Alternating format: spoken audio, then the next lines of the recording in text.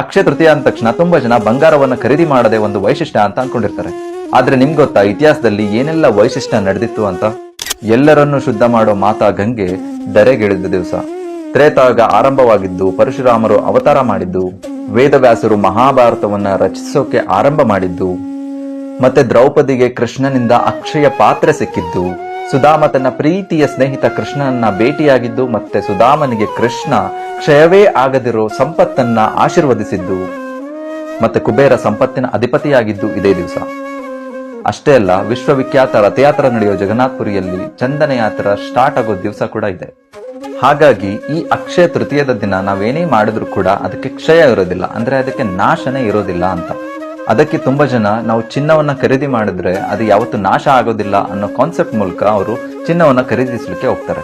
ಆದ್ರೆ ನಾವು ಭಗವದ್ಗೀತೆಯ ಮೂಲಕ ಕೃಷ್ಣನ ಮಾತನ್ನ ಕೇಳೋದಾದ್ರೆ ಕೃಷ್ಣ ಹೇಳ್ತಾನೆ, ಈ ಶರೀರಕ್ಕೆ ನಾಶ ಇದೆ ಆದ್ರೆ ಆತ್ಮಕ್ಕೆ ನಾಶ ಇಲ್ಲ ಅಂತ.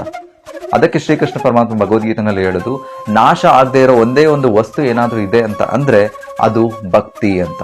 ಯಾಕಂದ್ರೆ ನಾವು ಗಳಿಸೋ ಶಿಕ್ಷಣ, ಹೆಸರು, ಆಸ್ತಿ ಪಾಸ್ತಿ ಎಲ್ಲ ಕೂಡ ಈ ದೇಹ ನಾಶ ಆದ ತಕ್ಷಣ ನಾಶ ಆಗೋಗ್ಬಿಡುತ್ತೆ. ಆದ್ರೆ ಆತ್ಮದ ಜೊತೆ ಬರೋದು ಒಂದೇ ಒಂದು ಈ ಭಕ್ತಿ.